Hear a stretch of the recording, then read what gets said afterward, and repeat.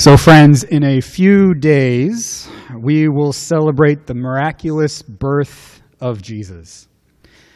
But the truth is that people have told miraculous birth stories for thousands of years. Why do we continue to celebrate the miraculous birth of Jesus and not other miraculous birth stories? It's probably a bad idea to start a sermon with a question that's impossible to answer in 13 to 15 minutes, but I'll give it a shot. These stories of miraculous birth stories are often called myths. In our modern world, the word myth has two different and contradictory meanings. The first meaning is that a myth is a lie. When we say, oh, that's just a myth, we mean that it's a lie and not to be taken seriously. But then came a man named Joseph Campbell, who gave us the second meaning of myth. Campbell's life work was an attempt to change the meaning of the word myth. He explored ancient myths and claimed that these stories tell us something deeply true about being human. Personally, I think there's a little bit of truth in both of these positions. Myths tell us something true about the human condition, but myths also have a way of concealing or hiding something true about ourselves. And today I want to show how this works by talking about miraculous birth stories, because there are many myths and miracles of birth stories from the ancient world. The first story that I want to tell you about is from ancient Greece. It's a fascinating story about the great god Zeus and his wife Metis. The story claims that Metis was a wise counselor to the great god Zeus. She was more beautiful than any human or any god, and I think you see where this is going. Zeus and Metis get married, and Metis becomes pregnant. While Metis was pregnant, Zeus heard an ancient prophecy. He interpreted this prophecy as claiming that Metis would give birth to two powerful children, a daughter named Athena and a son who would grow to be more powerful than Zeus and overthrow him. Zeus, the most powerful god in all these myths, was very afraid of this prophecy.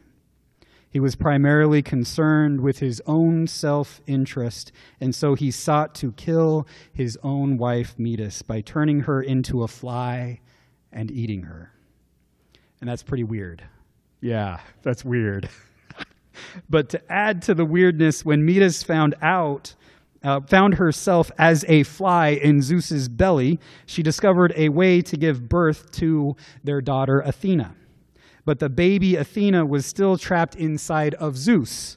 So Metis discovered a way to force Zeus to also give birth to Athena. It is indeed a miraculous birth story, but what's the point? And maybe a more important question you are asking yourself is, why on earth is your pastor telling you this ancient myth 3 days before Christmas? Yes. So the point of the myth is not to tell us that, hey, miracle of miracles, men can give birth too. No, the point is about fear and violence. The point is that the most powerful god in ancient mythology lived in fear of a vulnerable baby boy and a vulnerable baby girl. Zeus was so afraid of these children that he sought to kill his own wife.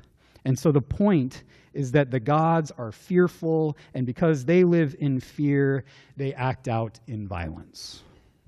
But here I'd like to tell you how myths both conceal and reveal the truth.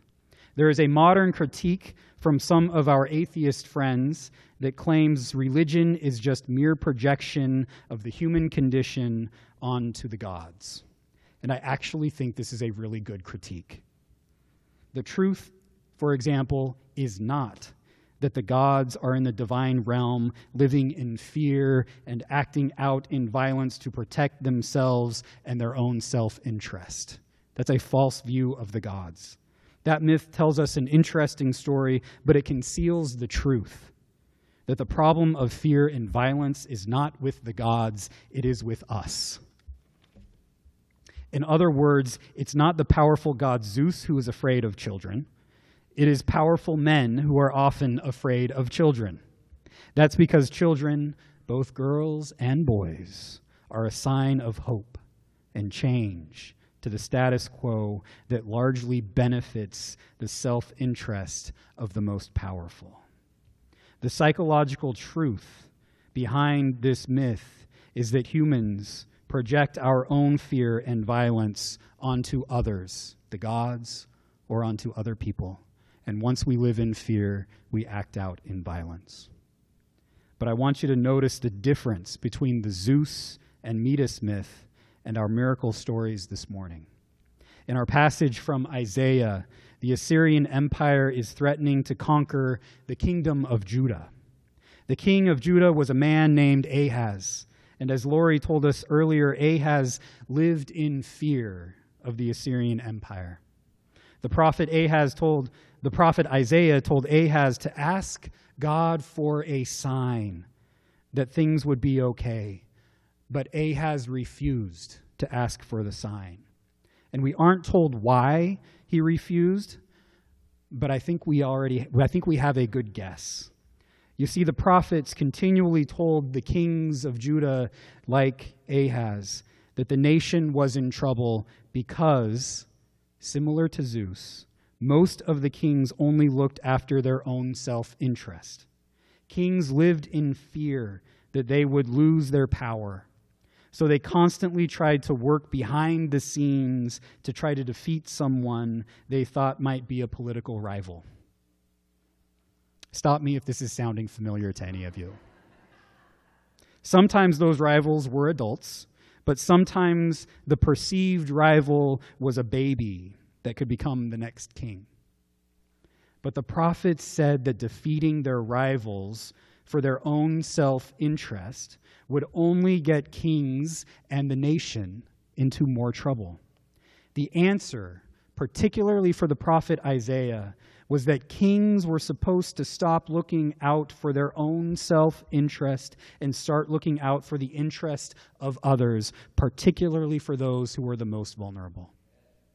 I think deep down, Ahaz knew that this was his divine calling as a political leader, but he was too committed to his own self-interest to care for others. And so when Isaiah told him to ask God for a sign, Ahaz refused to ask for it because he knew that the sign would not be about his own power or his own glory. The sign would be the truth. And the truth was that he was supposed to use his political power to care for others. Even though Ahaz refused to ask for a sign, Isaiah showed him one anyway.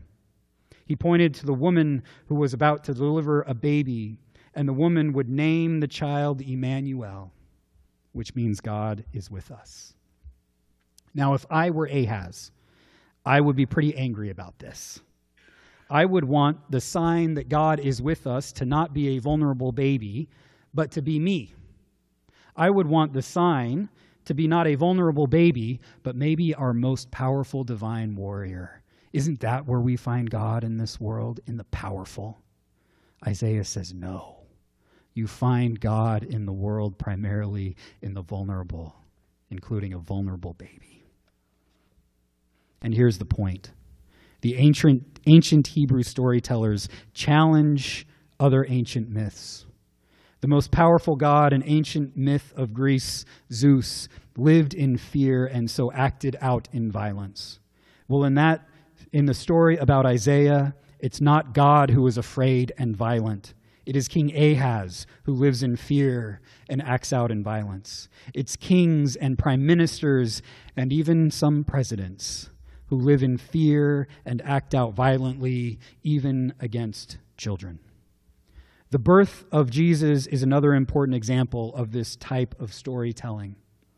Joseph discovers that the woman he loves and is about to marry is pregnant. He assumes, like we all would, by another man. And so he resolves to break up with her quietly. But the angel of the Lord comes to Joseph, and do you remember what the first thing the angel says to Joseph is? Be not afraid. Do not be afraid. Do not be afraid.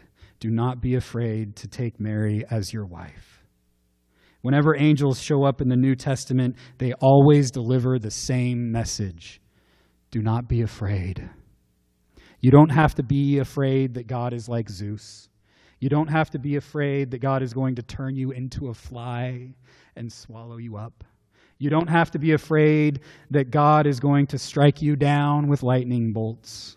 You don't have to fear God because God does not live in fear of us. God isn't violent with us. Joseph didn't have to fear God because God was not out to get him. God was not out to get any of us. But Joseph had to come to grips with what God was asking him to do. The Christmas story was a huge risk for Joseph and for Mary. What would people say? Would people believe them that Mary was found with child because of the Holy Spirit? Would they spread rumors about Mary and doubts about Jesus' parentage? Would their reputation be on the line? What would the neighbors say? And if it was true that their newborn son would be the new king, what would King Herod do to them? King Herod, like Zeus, lived in fear of a baby. And because he lived in fear, Herod attempted to kill all the baby boys under 2 years old. Indeed, Christmas gives us a joyful story of a miraculous birth, but it also tells us that the way of Jesus, the way of Christmas, is politically subversive and risky. God comes to us and says, like God came to Joseph and Mary, do not be afraid. But we are also called to count the cost of faith. Because just like it was risky for Joseph and Mary to give birth, God's love into the world, it is also risky for us to birth God's love into the world too. And so let's ask God for a sign of hope. Let's look for that hope in the world. One sign of that hope happened recently when Time magazine named Greta Thunberg the Person of the Year. Greta is one of our teenage heroes who is calling us to change our personal and national habits and worldly habits so that we can effectively deal with the threat of climate change. And there are risks. True to form, just like the ancient myth of Zeus who lived in fear of a child, powerful political rulers today live in fear of Greta Thunberg. She is a threat to the economic and military status quo that needs to change for us to deal with the dangers of climate change. But fearful and envious politicians fought back with angry tweets that mocked and threatened Greta. That's what weak and fearful men do. But God comes to us, just like God came to Joseph and Mary. God comes to us and to people like Greta Thunberg. And God says to all of us, do not be afraid, for there is darkness in this world, and you are going to shine the light. The miraculous birth is not so much that Jesus was born 2,000 years ago. The great miraculous birth is that the love of God in Jesus is reborn in us every day. It's a love that is risky, but we don't have to live in fear and act out in violence because we know the truth that the one that we call Emmanuel, that the one that we call Jesus reveals that God is nonviolent love and works with us to bring more justice and peace and love into this world. May we live out that mission now and forevermore. Amen. Hi, everyone. This is Adam Erickson, reminding you that no matter who you are or where you are on life's journey, you are welcome at Clackamas United Church of Christ. We are located at 15303 Southeast Webster Road in Milwaukee, Oregon. We are so glad that you found this podcast. All of our podcasts will always be free, but we rely on the financial support of our members and our friends. If this podcast meant something to you, you can help us out in two ways. You can share this podcast with someone you think might be interested. You can also help us financially by donating to the wonderful missions we have here at Clackamas United Church of Christ. To do so, you can go to our Facebook page, our website, or our YouTube channel, and click on the Donate Here button. Our worship services start at 10:30 on Sundays, except for during the summer months when we start at 10 o'clock.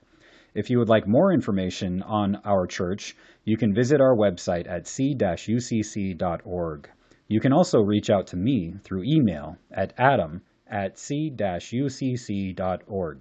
Until next time, grace and peace be with you.